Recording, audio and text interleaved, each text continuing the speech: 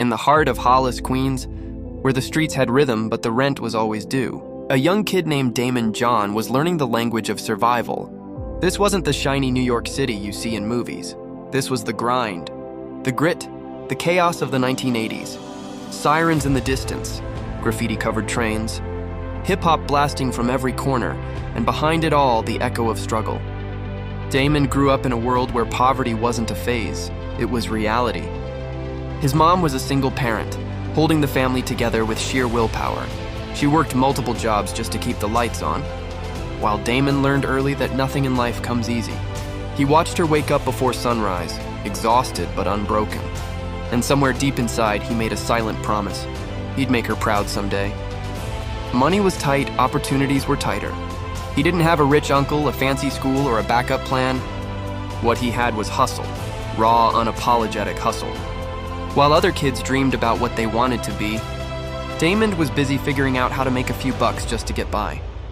The neighborhood wasn't kind. The system wasn't fair. And the world? It wasn't exactly waiting for a young black kid from Queens to succeed. But here's the thing. That kind of pressure either crushes you or it forges something powerful. Daymond wasn't the kind of kid to fold under weight. He was the kind to fight. The streets became his classroom. Every corner taught him lessons about people, who to trust, who to avoid, what sells and what doesn't. He learned to read faces, predict behavior, and understand value, not from textbooks, but from the hustle itself. He started working small gigs, bussing tables, handing out flyers, anything that paid. Every dollar earned was a win. Every rejection a lesson. But beneath the surface, something was growing. A fire, a vision. He didn't know what it would become yet, but he knew he wanted more than survival. One day while walking through Queens, he noticed something. Everyone around him was wearing streetwear, baggy jeans, graphic tees, baseball caps, but none of it spoke for them. None of it came from their world.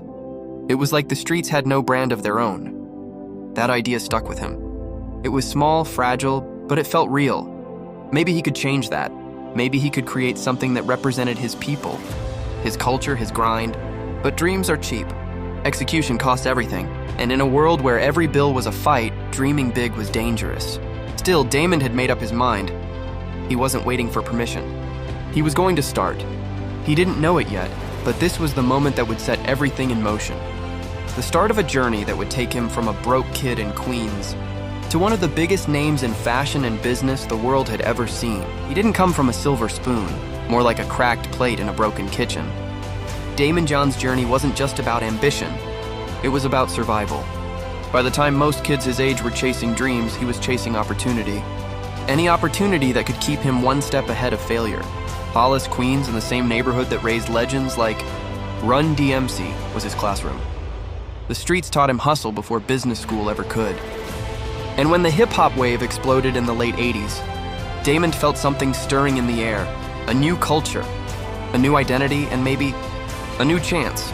He started small, selling hats out of his mom's house, stitching logos late into the night, with a beat-up sewing machine and more hope than resources. There were no investors, no mentors, no blueprint. Just a kid trying to turn a $40 budget into something bigger than his zip code. But dreams cost time, energy, and sanity, and the grind almost broke him. Daymond worked shifts at Red Lobster during the day, then came home and sewed till dawn. His fingers bled from the fabric, his eyes burned from exhaustion. Still, he kept going. Because when you come from the bottom, quit isn't an option. It's a luxury you can't afford. He tried everything. Local flea markets, pop-up sales, handing out shirts to anyone who'd wear them. But no matter how hard he pushed, success stayed out of reach. There were nights when he questioned everything. Was it worth it? Was he wasting his time? Banks turned him down, friends drifted away, and money ran out faster than hope. But every time the world said no, he built something stronger, a thicker skin, a sharper vision, a deeper hunger. He started seeing rejection differently, not as an ending, but as a test. Every slammed door became fuel. Every failure became another line in his blueprint. He even mortgaged his mother's house just to keep the dream alive and risking the roof over their heads for a brand no one had ever heard of. That's not business. That's belief on fire. And even when the orders dried up and the phone stayed silent, he never stopped. He knew the grind wasn't glamorous. It was lonely, painful, and thankless. But it was also sacred, because somewhere deep inside, he believed the world hadn't seen his best yet. Daymond John wasn't chasing fame. He was chasing freedom from the system, from poverty, from the limits others placed on him. And then, just when it seemed like he'd given everything and gained nothing, something changed. A spark. A moment. A chance encounter that would flip his whole world upside down. By the early 90s, Daymond John had reached his limit. He'd been hustling for years, sewing hats in his living room, flipping shirts out of car trunks, and scraping together every dime just to keep the dream alive. But no matter how hard he pushed, it felt like the world wasn't listening. The bills kept piling up. The bank said no. Friends started to drift away. And that tiny house in Hollis, Queens, and the one where it all began, started feeling less like home and more like a pressure cooker. But here's the thing about hitting rock bottom. It either breaks you or builds you. And Daymond? He chose to build. He went all in, turned his mom's house into a full-blown factory. Literally. Sewing. Machines took over the kitchen. Fabric rolls lined the walls, and the smell of hustle filled the air. His mother, the real MVP, even mortgaged the house to fund his dream. That's love. That's belief. Daymond took those few shirts, with FUBU, stitched across the front, and turned them into a statement. For us, by us. It wasn't just clothing anymore. It was culture. It was pride stitched into cotton. And then, the miracle hit. LL Cool J, the hometown hero from Queens, wore a FUBU hat in a Gap commercial. Unpaid, unplanned, pure fate. In one blink, millions saw it. And the world finally asked, "Yo, what's FUBU?" That single moment flipped everything. Orders started flooding in. Stores called. The brand exploded. Daymond went from sewing shirts in his kitchen to signing multi-million-dollar deals. From knocking on doors that never opened, to having people beg to get in line. But fame wasn't the goal. Legacy was. He didn't just create a clothing line, he built a movement. FUBU became a voice for the unheard, the overlooked, the ones who wore hustle on their sleeves, literally. And Daymond never forgot where he came from, even at the height of success. He stayed grounded, the same kid from Hollis who knew what it meant to struggle. He turned pain into purpose, setbacks into stepping stones. Every no he'd ever heard became fuel for the next yes. But success wasn't the end of his story. It was just a new beginning. Because once the empire was built, Daymond didn't stop.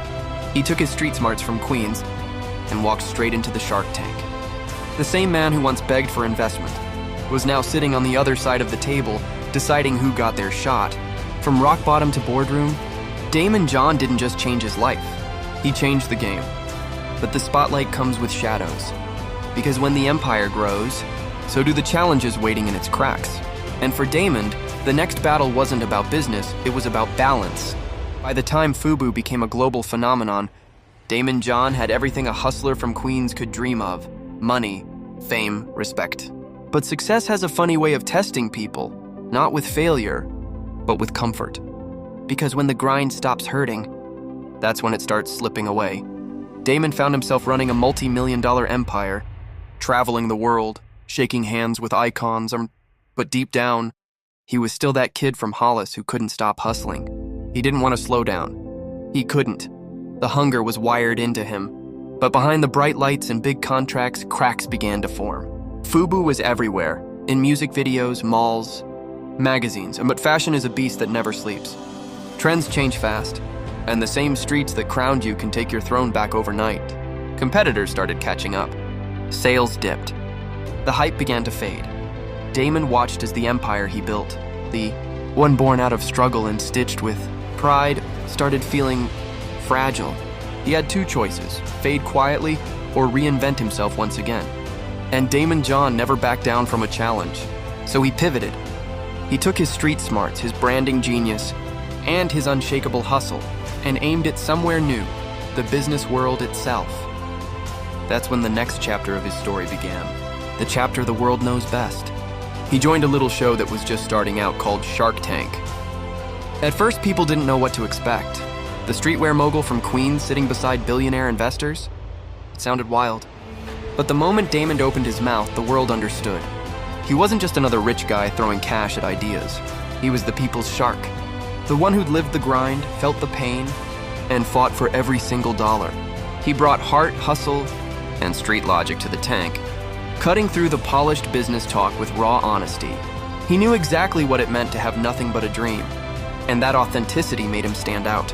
Soon he wasn't just the FUBU guy. He became a voice for dreamers, a symbol of how far pure drive can take you.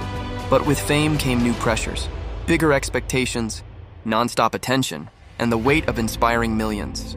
Behind the cameras, Daymond was battling his own storms, exhaustion, family strain, and even health scares. Because success doesn't erase struggle, it just changes its shape. Still, every time life threw a new challenge at him, Daymond did what he'd always done, adapted, evolved, and pushed through. He wasn't just surviving anymore. He was building a legacy that stretched far beyond fashion. And just when it seemed like the world had seen all his sides, Daymond's next chapter proved that his greatest fight wasn't in business. It was deeply personal. Because behind every shark, there's still a man who bleeds, breaks, and battles. And Daymond's next battle would test the one thing money could never buy: his life itself. By the time Daymond John stood on stages across the world, preaching the gospel of hustle, he wasn't just a businessman anymore, and he was proof. Proof that a dream stitched in the basement of a queen's house could reach the top floors of corporate America. Proof that the kid who sold hats on a street corner could one day sit across from billionaires and call the shots. But Daymond never forgot where he came from.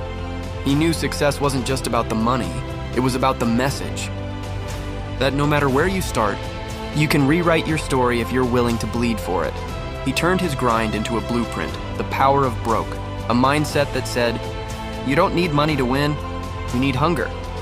Because broke forces creativity. Broke makes you resourceful. Broke teaches you how to fight when the world stops believing in you. And that's what he became, a teacher of hustle. Not the fake flashy kind, the real one. The type built on sleepless nights, missed chances, and raw belief. Whether it was mentoring young entrepreneurs on Shark Tank or speaking to students who thought the system was rigged against them, Daymond carried the same fire that started it all. He didn't wear his success like a crown. He wore it like a reminder that it can all disappear if you stop grinding. Because comfort kills hustle faster than failure ever could. And Daymond knew that pain was his greatest motivator. It kept him sharp, kept him humble. Even when life threw him new battles, like his fight with cancer, he didn't fold. He showed the world that real strength isn't about how much money you make. It's about how much pain you can push through and still keep moving forward. In every stage, every deal, every motivational speech, he carried the same spirit of Hollis. Queens, where ambition wasn't a choice, it was survival. He built FUBU for us, but his legacy was for everyone. For every kid who's ever been counted out. For every dreamer who's been told they don't belong. For every hustler still waiting for that one break. Daymond John didn't just create a brand, he created a movement. A movement that said, you don't wait for opportunity, you create it. You don't ask for permission, you prove your worth. And as the lights fade, the camera closes in, and his words echo one last time. It's clear what his story really means. You don't need the perfect plan. You don't need a rich background. All you need is belief strong enough to survive the struggle. Because hustle doesn't come from wealth, it comes from hunger. And as long as there's hunger, the grind never dies. If you enjoyed the video, make sure to like, subscribe, and hit the bell icon so you never miss an update.